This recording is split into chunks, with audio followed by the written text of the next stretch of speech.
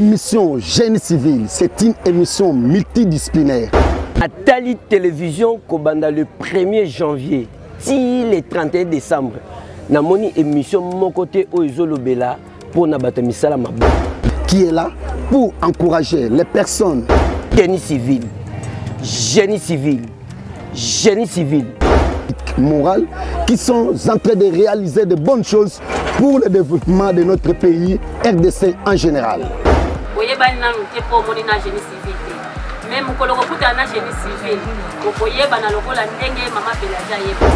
Les hommes au service de la nation.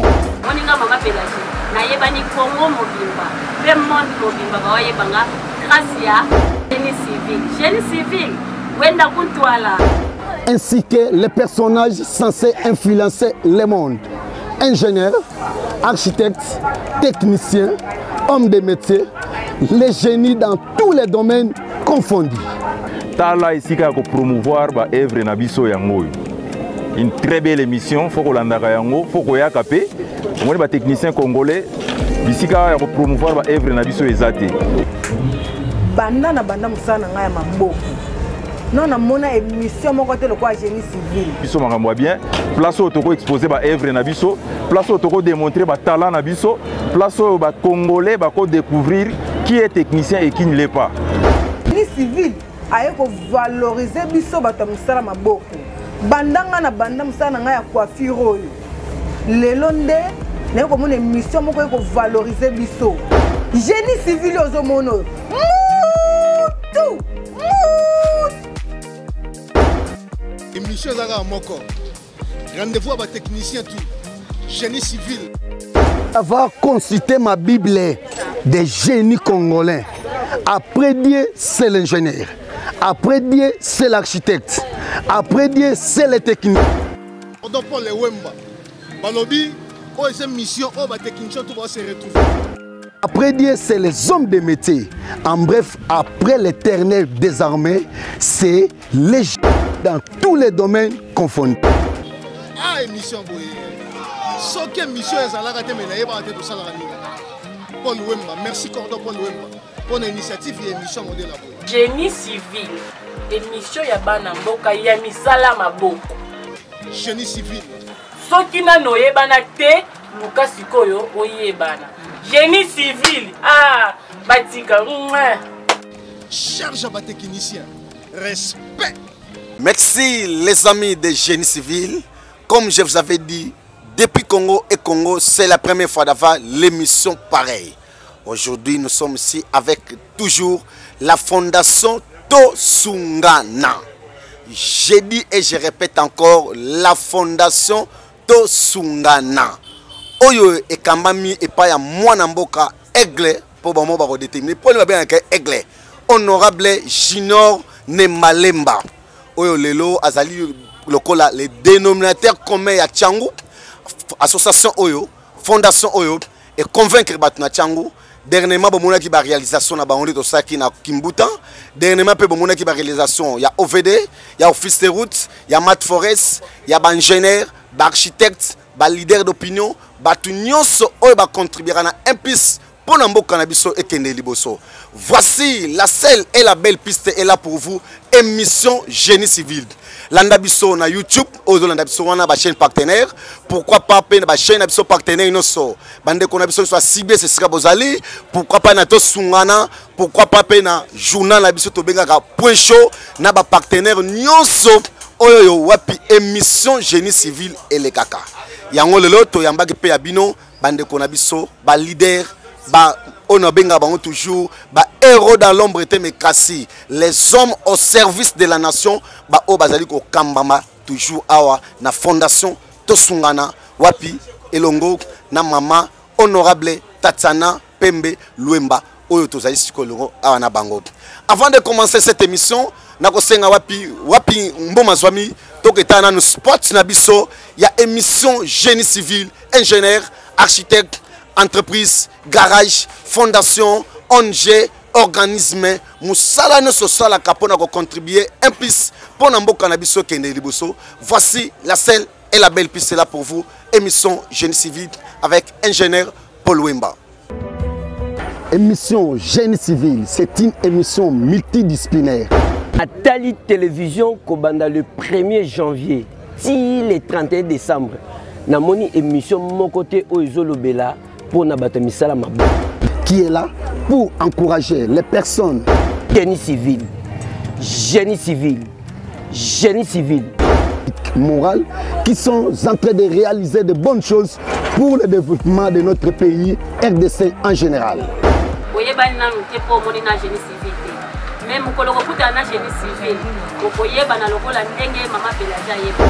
les hommes au service de la nation.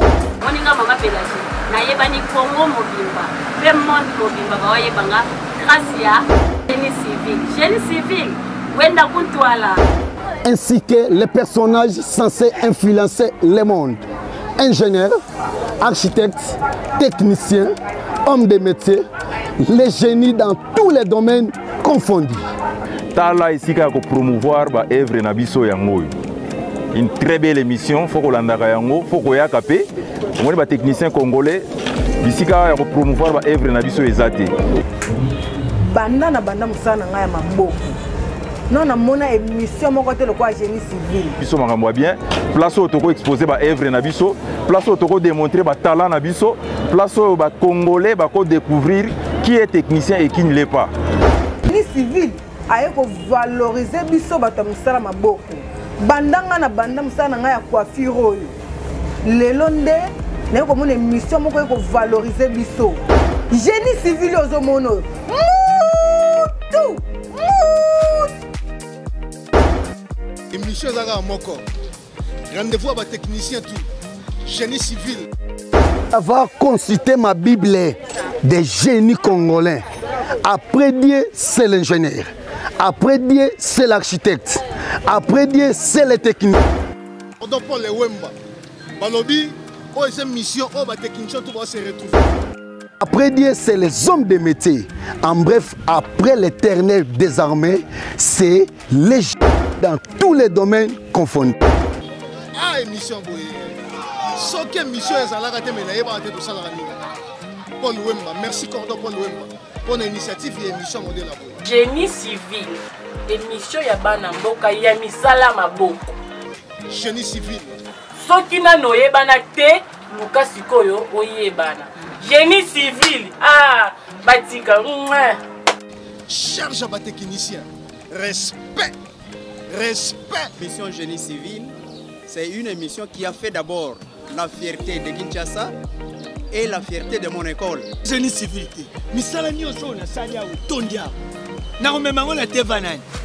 n'hésitez pas à suivre l'émission Génie civil. Génie civil.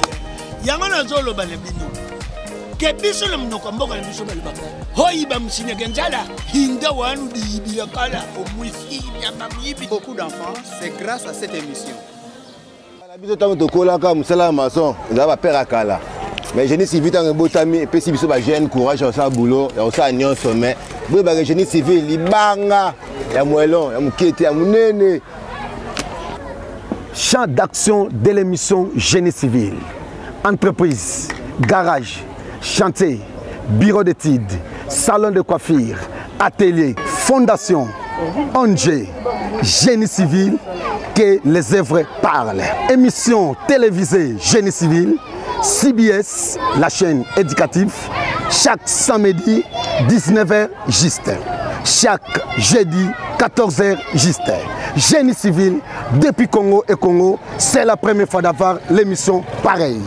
Génie civil aux homonos.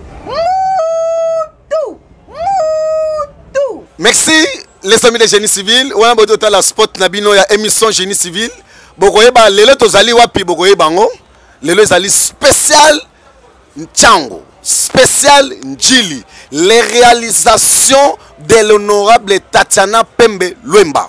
Yango lelo boye atindeli biso ba biro de nae ba mpaka nae ba héros de lambre ba mort nae ba o lelo boye ba koyebisa biso honorable Tatiana Pemba Luemba azosala ni na Njili banda koti Njili ba réalisation eleke belé mais ba nokomona ndambu wapi leo na yambi bozomona bandeko ona yambi lelo boye ba yebisa biso masolo tokosolola awa spécial Njili, Zongsa Télécommande et Sirezali avec l'honorable Tatiana Pembe Luemba, Wapitsuto Banda, dans le CG. Bonjour. Bonjour, les journalistes. Dernièrement, tu as Bino en direct, il y a un plateau. Mais Kassilelo, Bobi Keno, génie civil, Tolingi, plateau mingi mingi, te mais Tolingi nde, Changu mingi mingi, Njili mingi mingi, terrain mingi mingi. Oye ça, bande kono soit Njili nini, Congo mobimba nini, na batwa na sona mon mobimba, na ba réseaux sociaux na biso noso.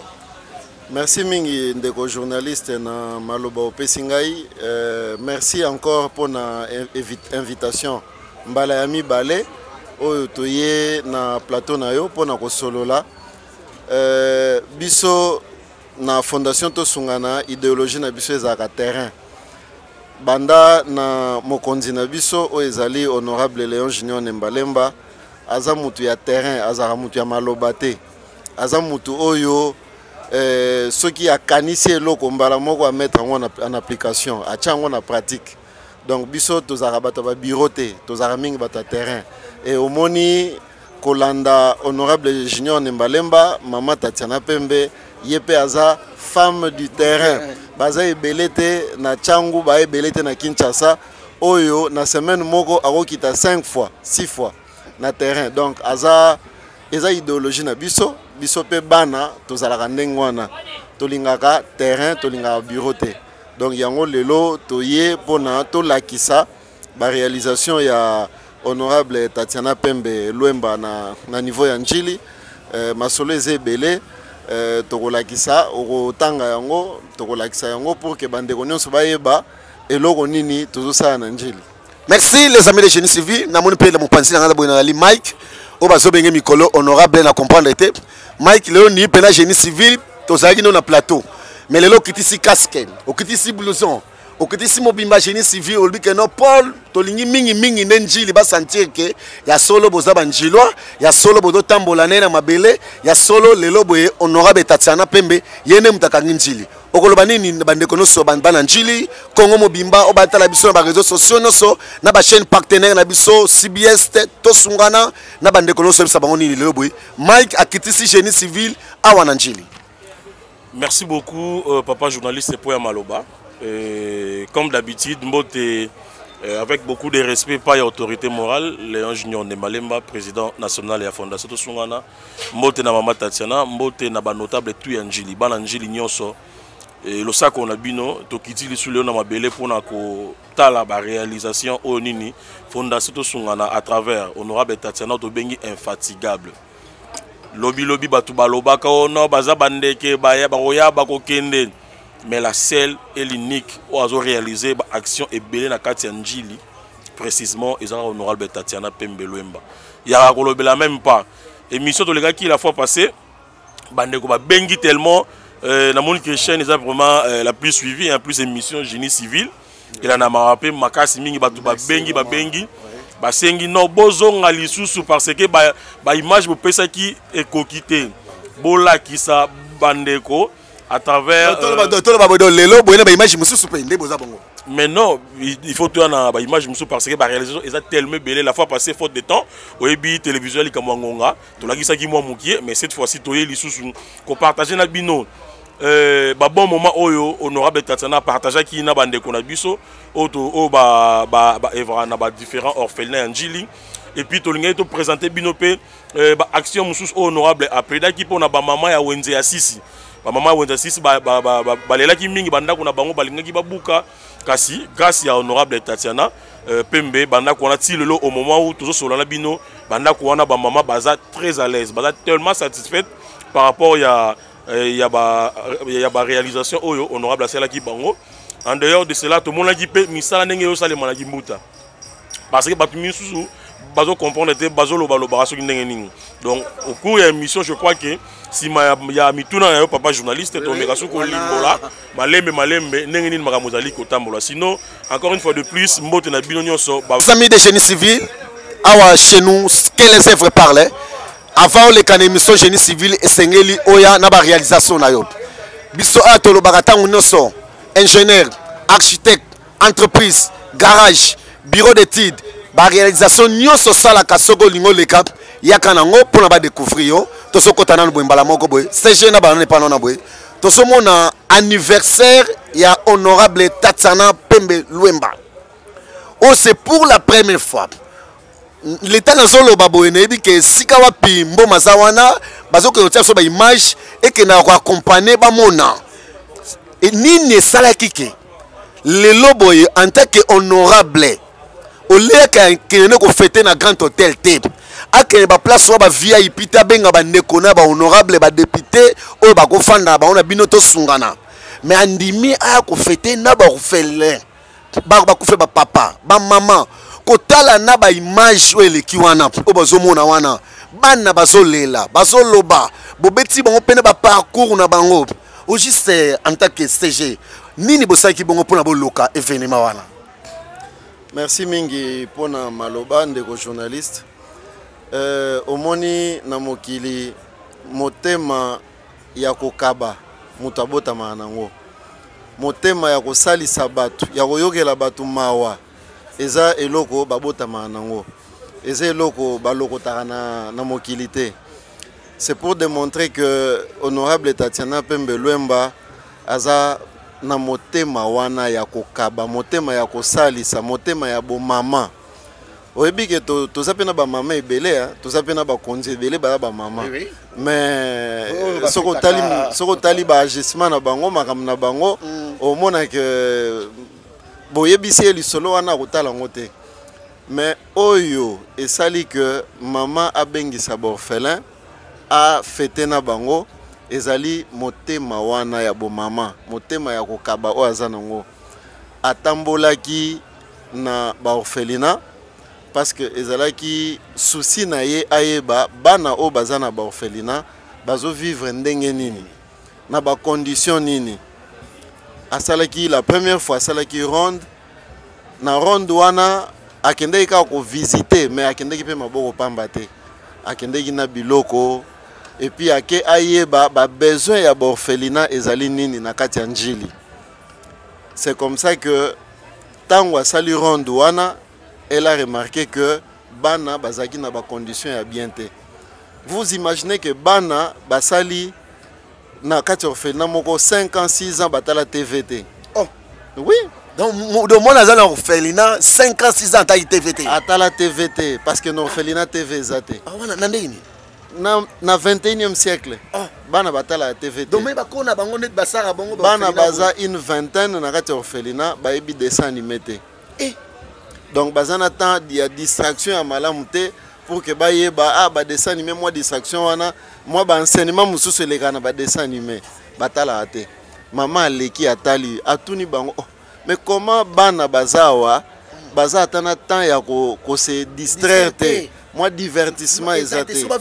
Balobi maman ba difficulté ezebele.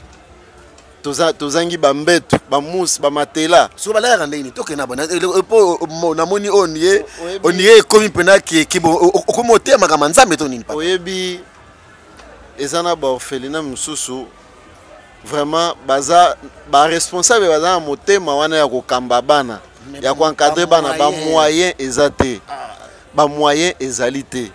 Siko soki ba oyo baza ba élu ba oyo baza ba député ba meki ko tia loboko te eza mwa pasi mais malheureusement na kati ba député wana baza ebele te ba oyo akoki ko ya kotala kaya bana wana mama aye atamboli na ba mama osenga gimboma esiko zana na boetana ba image ba mona ndenge nini mama azokota azosola na ba orphelina wana so ba mona na vraiment boye to mona donc bazangi TV bazangi mbetu mais muta sala orphelina ba moyen zate bana balalaka oya basi bazwa mwa chance ya kolala ya kosangana kolala na ba matela o etikala mais bana mibali balalaka na se pour moi osangisa bango ezate moi osangisa bango ezate balala na se matela ezate TV ezate matela ezate kolia bien ezate babiloko wana nyonso mama atali yango alobi te en tout cas na makoki oyo nzamba apesi ngai na ko fêter libanda te voilà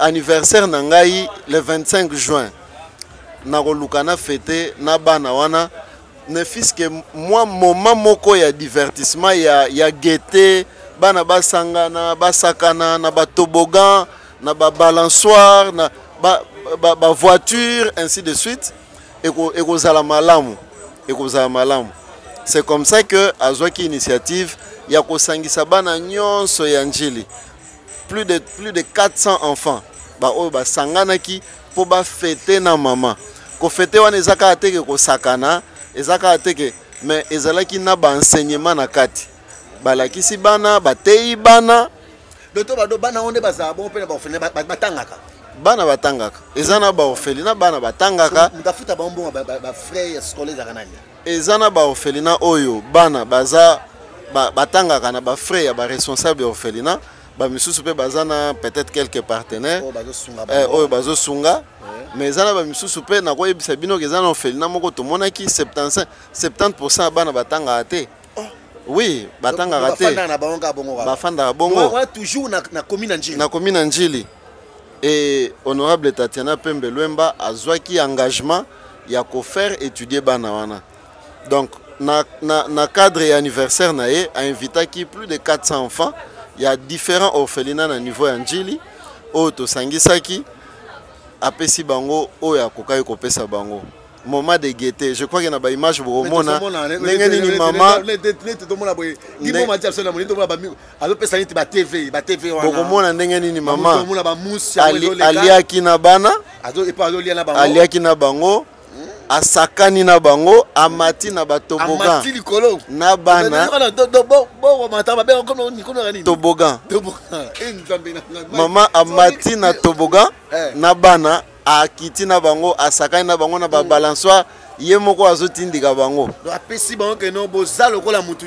donc au fait pour na ko résumer motema ya maman honorable Tatiana Pembe Luemba azali la femme de cœur affection oyo bana bazo zanga ya bo mama bazo zwa yango nde epa na ye affection maternelle ndenge balobaka na français ezande epa na ye et ayebisaki bango bozangi mama te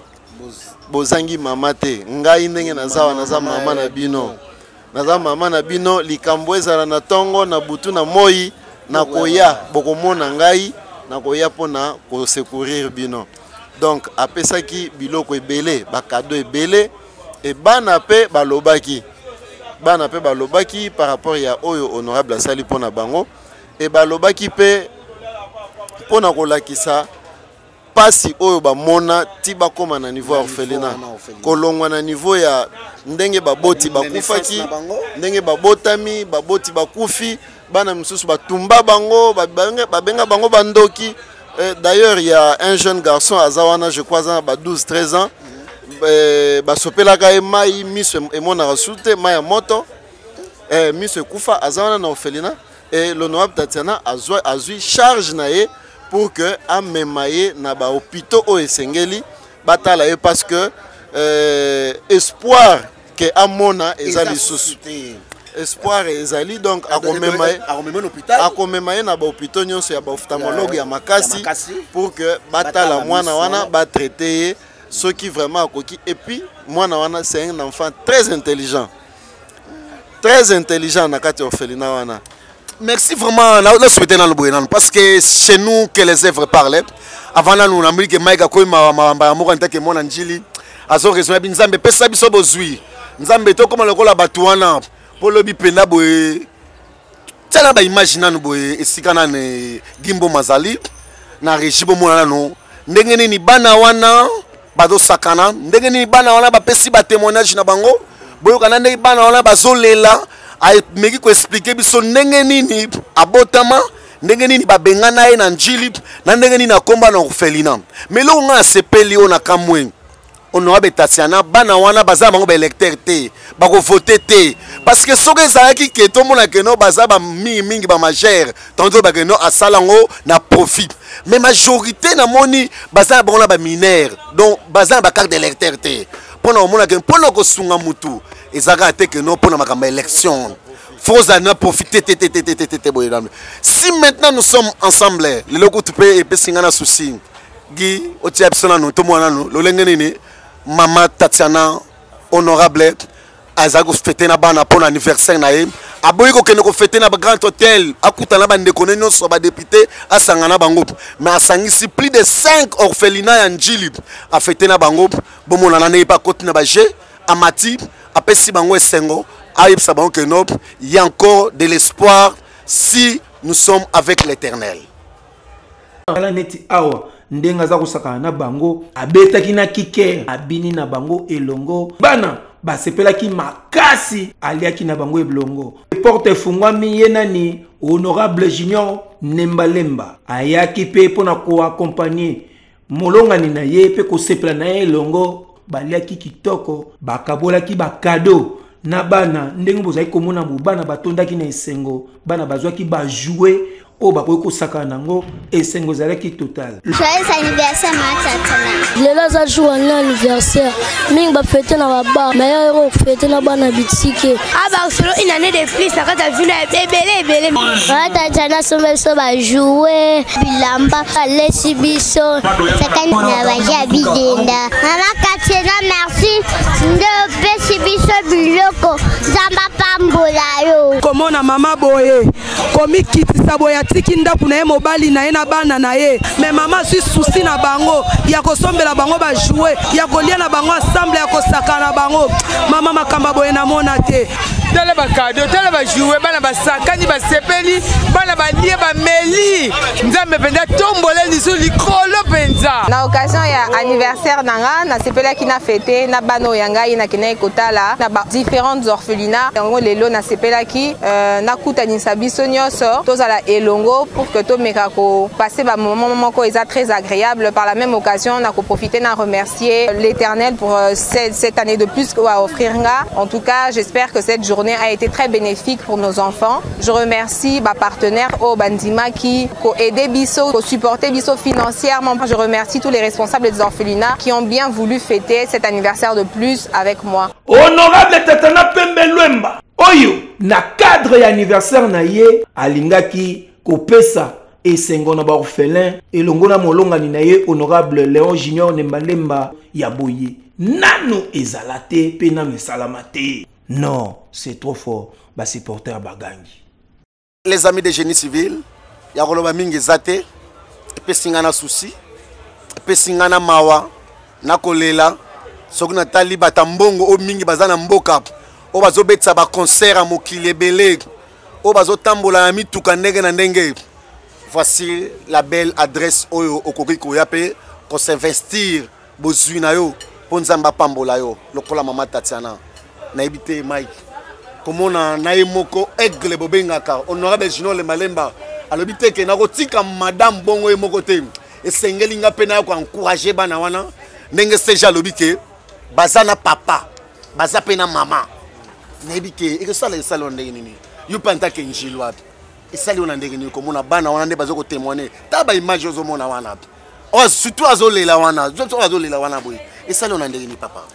Voilà, merci beaucoup papa journaliste. Je crois que esala ngai esengo mingi tant mona kizaki lengi mosi mo amukie je crois azana ba 8 ans tant ba ndai kopé sa témoignage ya vie na yeto pe parcours à vie na ye nenga lelaki mais juste après ma émission e ko bongo na esengo na yo mona nenga zo seka je crois na ba image ya lini ndenge mwana wana alelaki juste après aye ko seka tant maman zo balancer un peu na balançoire na mona mwana o seka c'est que esengo wana affection wana maternelle ils ont la ki bango lisusu maman to benga kaye ya bongisa toujours nzela et je crois que après ba émission oyo to pe après ba visite bon mona descente ya bato ebele pe ba okende na orphelinat kota la bana to ça dit to bengi éclairage public honorable Azawana pour éclairer certaines choses dans la commune Angeli.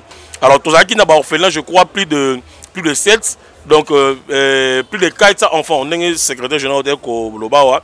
Bangunyo so ba sepelaki motomo et surtout le rosalenga les sous bien li pamboli wana bala mike.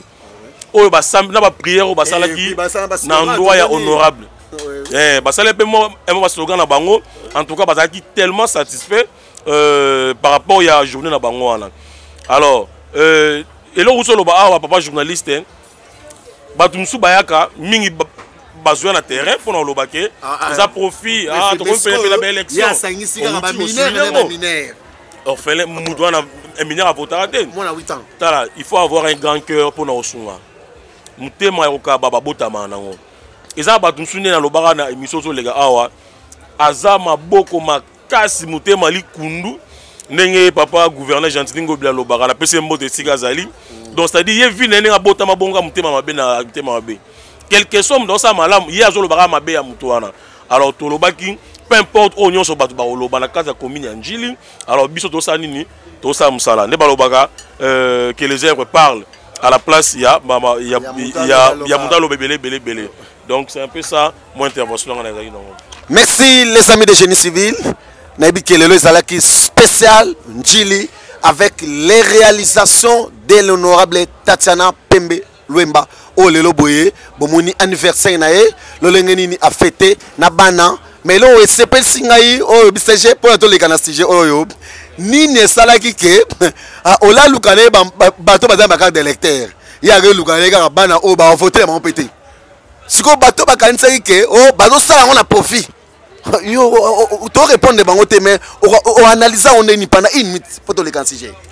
Merci beaucoup na uta ekoloba yango ezali motema ya bo mama ezali motema ya kokaba na papa te papa yaki to mona ki oui papa pe yaki parce que kobosa na te que tangu mama azo sala papa aza sima na ye voilà tangu mama azo sala papa nde aza na sima ndenge baloba ke soki papa azo sala mama azali c'est la même chose mama tangu azo sala papa azali et bomona ki pe na bomoni na bilili ndenge nini papa ayaki pe ko encourager bana na biso ya oyo bazo vanda na ba orphelinat ayaki na boy na tona magi na bosa na boy siko message ni to relancer pona bato oyo bazana ba moyen ba député ba ministre ba ONG obi mboka o tozana ba grand prêtre tozana ba tambongo leo akoya pe atongi bino ta 10 km à route pourquoi bisa bango pe nini que parce que mama e moko akokokate lelo mama ya ka pesi bango loso Mike Bokelo bopesi bango sik bopesi bango TV message muni no relancer pe pona bato musupe pona ko accompagner ba felin na biso oyo otomoi na commune Njili. En tout cas na koloba pona ba bandeko nyonso bazana ba moyen ba o bazana motema ya kosalisa ba emboîter le pas na honorable Tatiana Pembe Luemba na oyo ye asali ba oyo ba moni ke bazana tenter bazana ba empêchement bazana mikili misusu ba numéro ezali numéro ya émission ezali numéro ya biso ya secrétariat général ya fondation ezali tokopesa yango na suka ya émission pour que bakoyi ko benga pour que ba dona bango e ko komela bandeko na biso et na lingi ko loba pe que na anniversaire o esamaki ezana bandeko oyo pe bazalaki touché na visite ya liboso oyo honorable Tatiana salaki oyo batindaki pe ba participaki na moi makoki na bango ba participaki pour que bacha loboko na œuvre wana oyebi même Bible lobi que la vraie religion c'est de donner voilà donc d'aller vers les pauvres d'aller vers les orphelins que ya kolobaka ngai nazaboye mais osala ke lokote donc voilà ba oyo bazana na ba moyen ba ya fondation ezali fondation tosungana ezali mama Tatiana azali et baya komona biso baya komona ye et on va vous conduire et sika bana bazali pour que bino pe bocha loboko. Merci les amis de génie civil. Comme je vous avais dit aujourd'hui c'est spécial les réalisations de l'honorable Tatiana Pembe Luemba oyo bomoni lolengeni ni lelo boye azali toujours la femme du terrain na commune biso ya Njili yango lelo to ko solo la parcours na ye anniversaire na ye accompagné par la réalisation naye lelo tozali awa na Njili na espace Shams wapezwami awa les champions Kubuyuyu. Je dis et je répète encore espace bomoni bodali parmi ba base wapi ya honorable Tatiana Pembe Luemba o ba maître na biso association des sportifs oyo ya Tiangu précisément ya Njili wapi sika basaka ba réunion ozomona cadre kitoko boye olingo sala anniversaire oh ngai muta association ngai fondation ngai génie civil voici la seule et la belle piste est là pour vous wapi to mona boye okoti pe na kati salon ya VIP ezali wana oza pe na posoli ya malewa eza pembeni wana toujours parmi ba base wapi o simbi honorable Tatiana Pembelwemba wapi ba maître sportif kala mingi te ba ben événement bozali ko mona wana. Maître, si maintenant nous sommes ensemble tokotana siko na spot publicitaire na biso na sima siko toke no betana no siko wenze ya 6 ba mama na biso ya marché 6 otoba njili pour njili za ba quartier bandi 1 2 3 4 yo moment njili so combien? Ils sont à 13 quartiers. Ils sont à 13. Donc il y a un 13. On a un petit quartier 13. Donc quartier 10 c'est dans le 2, moko ngamba quartier 4, moko ngamba quartier 5. Image parce que Guy alors ma pressé ba image auto so mona wana où est dans quartier quand c'est mikoto le bana ba image to sala ki en anniversaire qui na quartier 6 na paroisse Saint-Martin. Marché to mona ba maman ba aller la wana marché za marché Kasai dans le quartier 6. Ba o baibi marché Kasai to benga ngo wenze ya 6. Donc voilà yango wana. Merci. Si maintenant nous sommes ensemble avec toujours Wapi Bozwami na Fondation Génie Civil spécial Awana Changu na espace Shams Wapi Zalina Maître Kubuyuyu okoti pe na kati wana salon ya VIP na kati wana bokomona yango na ba image bozali komona yango wana base ya mama honorable Tatiana Pembelwemba Wapi Zali to mona na msikoyo l'état to le ba image wana papa au juste mama honorable Tatiana Pembelwemba mana ya 6 ya marché 6 babenga kezaki nini akena ko luka nini to moni ndena ke mona gouverneur akemona vice gouverneur akoti na ba bureau toujours pona aluka lo lenge nini bana njili bazala toujours na bolamu boke mutu moko te abotola bango ki bokonzi na bango omoni ndenge tozolo bana émission mutema malamba botama nango honorable Tatiana aza tellement ouverte na ba préoccupation bande gwebele ye moi lobaka ba appel monsieur côté la na téléphone eza ba appel ya ba commune mususu presque ba commune tout à ville à Kinshasa ba appel côté la raye aza la seule député oza que soki ba bengi ayamba mbala moko problème ezala ki na wenze 6 ka toujours nenga mesala ko yamba appel aza ba député minene te ya ba lolendo te ya ba faire belé te en tout cas azali maman ndenge to menga maman souvent on a bien un maman donc on a bien honorable na mona ngoma kilo donc motema wana ki bo maman wana za nango a répondra vraiment na ba préoccupation ya bandeko en fait pour moi on sait ça là qui ba maman ya 16 ba contacter honorable parce que bandako na bango ba vanda wana et ça li ba année tellement belé o vanda wana depuis à l'époque ya bourgmestre Luemba o ya tikela bango ba ndako wana selon explication to pe ba information to zo ki na source terrain wana zalaki terrain vide. Alors, bourgmestre à l'époque ABC bango, ceux qui n'ont pas tongi wenze boy, ceux qui n'ont tiki wenze à Pamba, bakoya côté gabilo terrain wenze go bunga. Alors, Sengelin na pesibino espace oyo. Donc, bazo espace wana titre précaire, na pesibino espace oyo, botonga banda kume. Titre précaire wana resini. Wana ce donc ba pesi bango donc en attendant l'état mta pesi bango donc titre précaire ligne koloba, l'état a pesi yo, mais jour oya kozala nango besoin. Akoya ko récupérer mabele na yen. Mais il faut ça la procédure. Procédure zanini, c'est-à-dire le quoi appelle ça légalement ma belé wana et c'est là qui actuellement papa bourgmestre ya Njili o aye sika na kata commune Njili to PCB mbo de sika zali a meka un peu ko na procédure pour yako bengana ba maman oyo ba vana na kata ndako wana bon peut-être bandeko bazaki tout autour ya papa bourgmestre mbala mususu moi conseil zalaki un peu ya kotengama papa bourgmestre akendaki directement na pratique ya kobuka bandako wana. Alors, balobito boy te za terrain à l'état PC sur titre précaire. Mais c'est quand même oyamba biso oyo kabiso oyo ba réellement to sala ndenge o PC biso préavis ne ba benga. Ba maman de ba to ba proposer na bourgmestre. Ba maman ba tata donc c'est-à-dire oui ba habitants, ils ont plus de 60 maisons hein. Imagine si ko na kata ndako na nini na wenzala plus de 60 maisons, ils ont combien de familles. Misusu pe ils ont ba dépôt ba vandara wana donc ba oumeli tellement.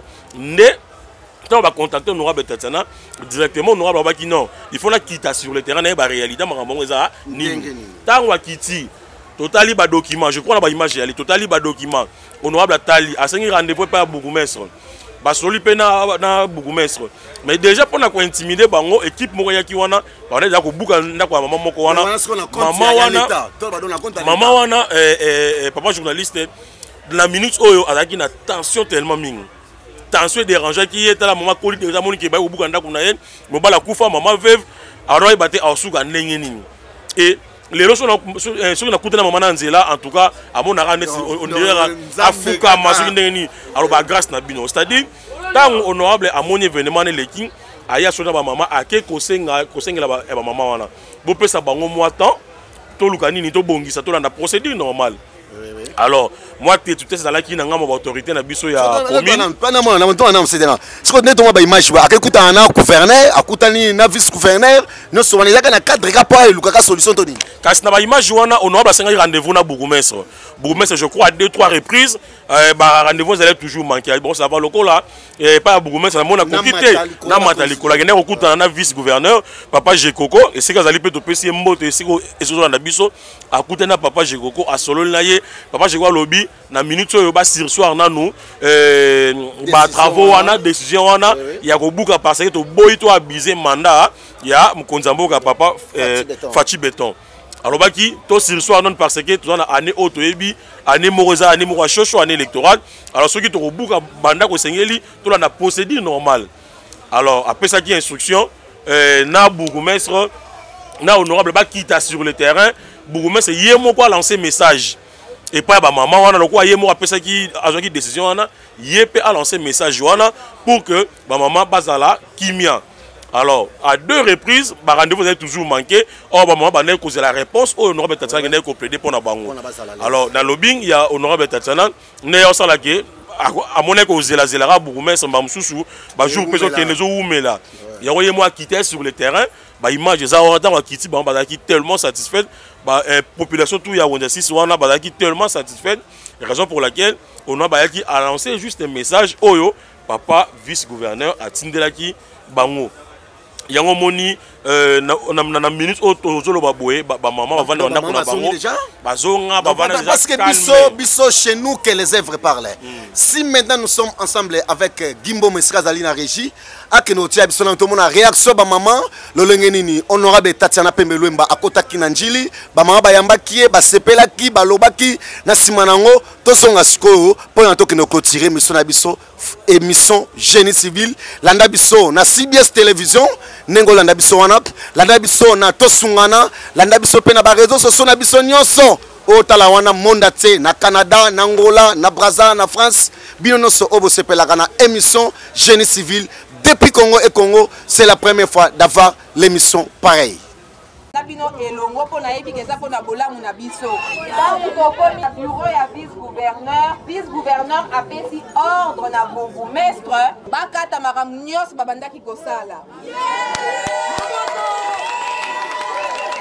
Alobi maman honorable olongo na bino awa na bureau na ngai nalingi bourgmestre o azoyoka nga on tozalaki na bureau na ye alobi nalingi bolongwa na bureau na nga awa bokende inde na bourgmestre na maman honorable bozonga place yango place tozalaki bourgmestre esengeli azwa parole ye moko aloba ke bakodeguerpir lisusu mutu te bakata makambo nyonso babandaki kosala okobuka okosala boyeboye batika nyonso jour yango ntango tobimi na bureau ya vice-gouverneur. Malheureusement, bourgmestre a évisinga que moyen to kita jour wana ezalaki te po azalaki na ba programme mususu. Na évisie bon, soki to kita te, pesanga kasi jour to kita po yo muto pesaki ordre babuka. Esengeli yo pe mutu esengeli yo kita, oyebisa pe population ngo ke bakobuka susu te sous ordre ya vice-gouverneur na biso Jekoko Mulumba. Honorable Tochango jour songolo. Jour ango na bengi ayebisinga mama gouverneur a benga na bureau na ye c'est mieux de reporter programme wana donc nga na lobi soki na lobi ke na zela kaka na kotia bino pe na pasi esengelaki na ya kopesa bino nouvelle wana ya esengo mpona koloba ke mama abundelaki bino ayokaki bino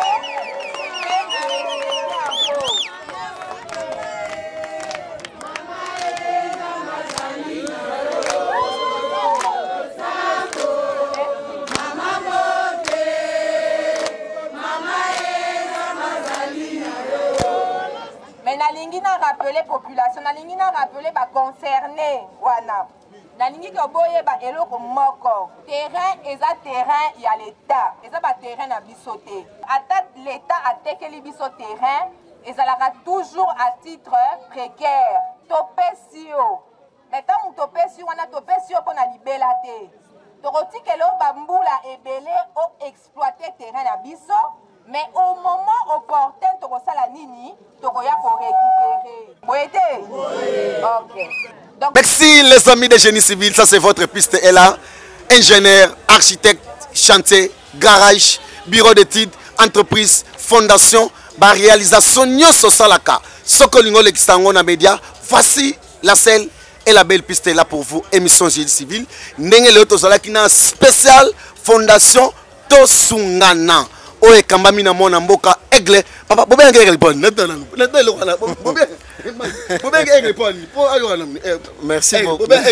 Merci pour la question. Oui, Naina peut se répondre. Parce que c'est un visionnaire. Oh. Oui. Donc, l'honorable Junior Nembalemba aigle. L'honorable Junior Nembalemba, c'est un grand visionnaire. Oui. Il y a un peu de benga qui est aigle. Parce que au moni na makambebele to salaka.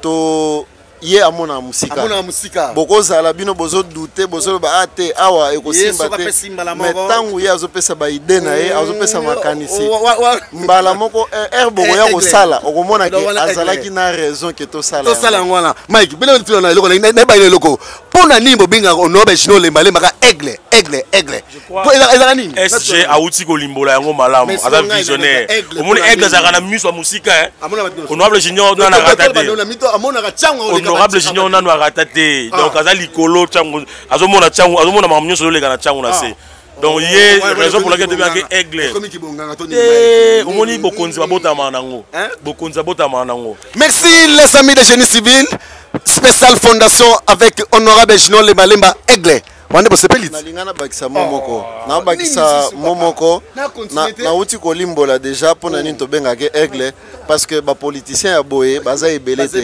voilà na ina zonga na likamba marché 6 ya marché Kasai nalingana lo baboye que mbela oyo ba mama babwakaki ezalaki mbela babwakaki avant baya kokoma na ko benga honorable Tatiana babwakaki mbela na ba média ebele.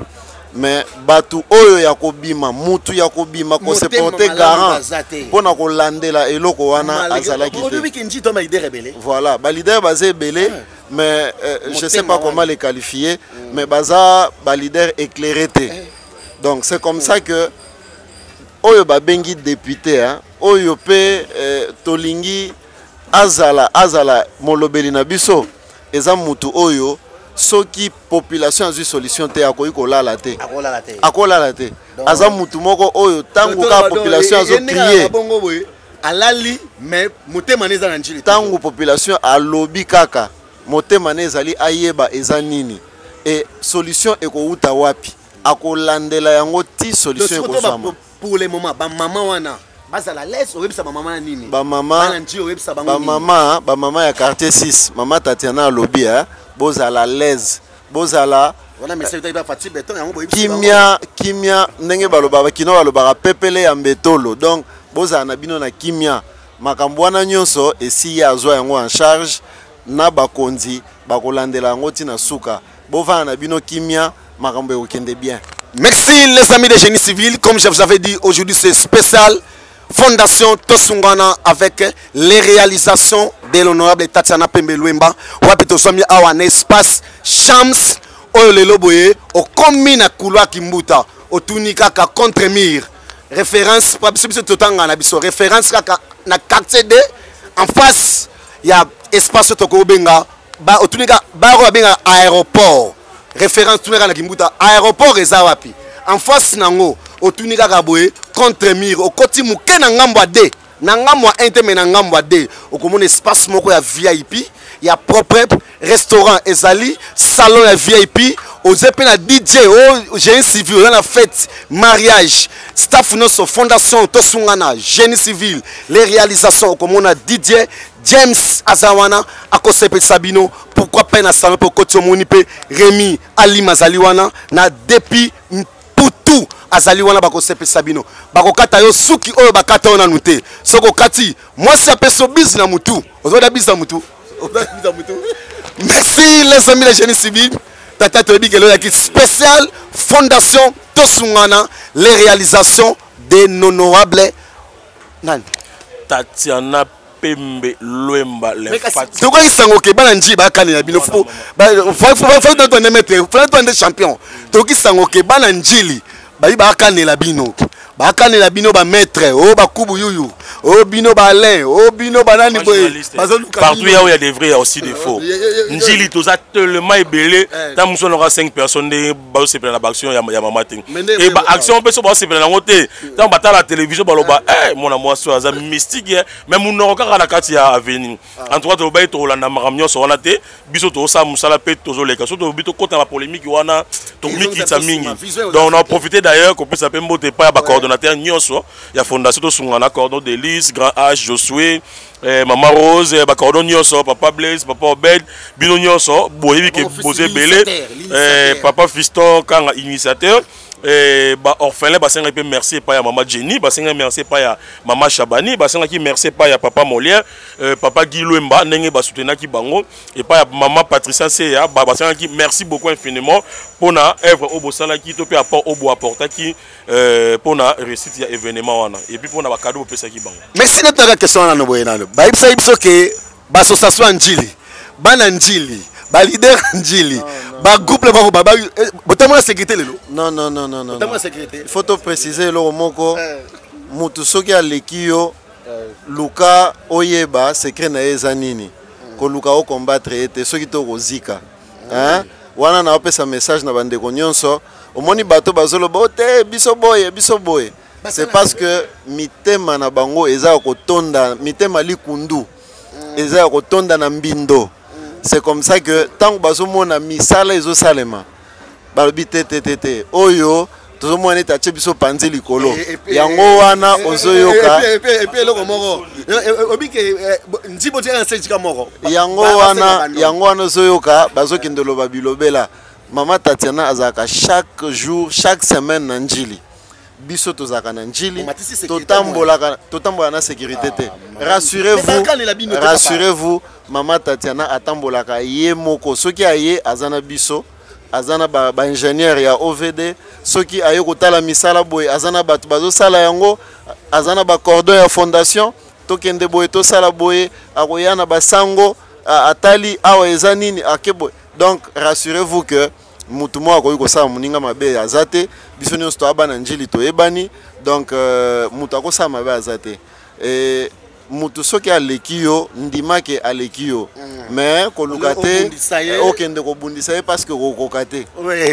Merci bazo sina biso kuna epa Guy Mboma émission episode Réussite. Aujourd'hui c'était spécial Fondation Tosungana avec l'aigle honorable Gino Lembalemba ici en Njili précisément à Tozwami na ba réalisation nyonso ya honorable Tatiana Pembe Luemba Otosomona Tata bon na bakisa elo moko na zopesa merci mingi na émission na yo ingénieur Paul Wemba émission génie civil na pesi mbote na autorité morale honorable Léon Junior Nembalemba Aigle na pesi mbote na maman l'infatigable honorable Tatiana Pembe mbote na bandeko nyonso ba cordon ndenge cordon Mike auti koloba ba cordon ya fondation ba partenaire ya fondation Tosungana na ba oyo nyonso balingi ko adhérer na fondation Tosungana na pesi bino mbote boya ba bureau na biso eyebani ba numéro na biso eyebani boya tozozela bino na souhaiter j'en profite toza le 30 juin j'en profite pour souhaiter bonne fête de l'indépendance na population nyonso mingi ba membre ya fondation Tosungana na pesi pe mbote mingi na bana feshi nyonso bao nyonso bana feshi nyonso bagraba mbote bonne fête na bino na pesi joyeux anniversaire na oya za molongani na ngai mama abotama le 30 juin mama Christelle Lolo Louidi bambote ba bonne fête na yo esika ozali voilà donc merci mingi na bino nyonso. Merci avant la clôturer nayebi ke na opesana no mazobe pa Mike même na pesina no merci mingi na bande ko so génie civil lelo toza équipé awana présent na biso ya fondation génie civil oazali parmi ba conducteur ya OVD fils Kasangana je dis et je répète encore fils Kasangana oazali présent ya fondation génie civil awa na Tchangu précisément awa na Njili akitaki pa lobi keno lelo esengeli na accompagner émission na ngai na compagnie fondation na ngai pourquoi pas na espace au bambi biso kitoko awa na lobi yango j'ai dit et je répète encore au continent Kimbuta tunaka kabaro bengaka aéroport na ngambu ya deb bengaka venir bengo contre mur okoti siko na de okoti kaka muke okomona kaka espace champs tunaka les champions kubuyuyu wapezali base ya toujours honorable Tatiana Pembelwemba wapi à bientôt bomona ba réalisation na bango et vraiment makasi ekozala awa tokosala émission na bango. Pourquoi pas le DJ James oyambi biso awa les 7 tokozala biso noso awa pona ko fêter anniversaire na biso ya maman ya présent fils Kasangana. Pourquoi pas Rémi Aliment au salon au koti ba sepeli siope na pima mputu ba kopesa yo elengi et bon on a moni pe l'initiateur oyo toujours na compte ya fondation Tosungana. Mike yo en tant que mon Anjili en tant que mon Mabele en tant que mutuari pe na bureau quelques salutations ba le batte que no Mike lo bakite. Mot de la fin ezali que le meilleur gagne. Biso toi na terrain toi na course. Zala na paiement pour nos qui m'ont moulai. Zala na paiement à sécurité. Ah papa on a longue on a le bango distraction. Na ba DJ Kimbuta bandimi basali association na bango ba benye association de DJ de Kimbuta pour honorer Tatiana na bosanité na ba DJ Kimbuta bandimi pour na misala donc ba DJ bandimi pour na misala o salami na Kimbuta alors tokozonga souvent tête au solango prochainement encore une fois de plus na pesi mot départ à cordon JR Moïse cordon Wiba mote na yango wana na bosani on a bosani en tout cas comprendre que cordon Moïse cordon Wiba mote na belé cordon JR cordon Blaise Dobino sont tellement posé belé toujours de l'Obaga qui est la meilleure gagne. Merci les amis de génie civil. Ndenge na yebsa bino tango noso soki Yesu azongi na nute tokomona na bino mbala sima papa activité oh ya sima bozana ngeza nini activité tozana ngo les 16 si je me trompe. Oui, activité tozana ngo oyebi ke mama Tatiana bon moyena cha commentaire mingi ezate tango esili. Oui, maman Tatiana a prévoyé ki ko cha souciat moko na quartier 13 na ba frère na ye azu yango nyonso en charge pona ko luka ko zwa solution na insécurité au eza na niveau ya quartier 13 na Njili. Et puis na ba maître sportif to ki non ba kubuyu ba programme na bango. Oui, ba maître sportif bazana activité moko le 16 oyo eza parrainé par l'honorable Tatiana Pembelwemba l'infatigable et en plus azali pe invité d'honneur na 60 ans d'existence ya paroisse Saint-Martin au Yeruzala le même jour le 16. Donc voilà et là on a koyi koloba. Merci les amis de génie civil. Soki Yesu azongina nuité. Pesa merci na bande konoso ya OVD ya Adi Consult ya Mat Forest. Les amis de génie civil wapi bozwami na Malweka, wapi bande konanga génie civil bazwami na Ntelesiko bozali. Pourquoi pas j'ai dit et je répète encore espace Mambaki biso toujours awawa parmi Baline, ya base, ya honorable Tatiana Pembelwemba na Njili, quartier de espace, Shams, Isra, Bayambaki Biso. Pesa pe merci na montage, landa biso na CBS télévision, ndengo landa biso bongo, landa biso pe na Tosungana TV, wapi egla zwami wana, landa biso pe na ba réseaux sociaux nyonso na ba YouTube nyonso obeti okotala émission Génie civil. À la prochaine occasion, Tokolobela Sikoyo spécial Kimbuta avec honorable Tatiana Pembelwemba, Tomonaki Basaka Sima, Toyebakite, Batwa Tunimingi, est-ce que depuis ta Koko Bongisanzela, depuis ta Koko Sambongo na OVD, Toyebite ba question wana, mais Tokoyeba Tokoyamba Bango Awa, to solo là. Est-ce que depuis ta Koko Bongisanzela, depuis ta Koko Benga OVD apesi mbongo, akoko benga office uta apesi mbongo, akoko benga régie des eaux, akoko benga SNEL, individu akoko benga yango, parce que créer maman na polémique, que ya solo bino bodiembeli na Kimbuta mais tokoye bango wana na boyi parce que na monde boko mozele lango déjà tout ce qui wana pona lelo émission Génie civil c'est une émission multidisciplinaire à Tali Télévision kobanda le 1er janvier ti le 31 décembre na moni émission mon côté Oizolobela pour na bato misala mabo qui est là pour encourager les personnes génie civil génie civil, génie civil, moral, qui sont en train de réaliser de bonnes choses pour le développement de notre pays, RDC en général.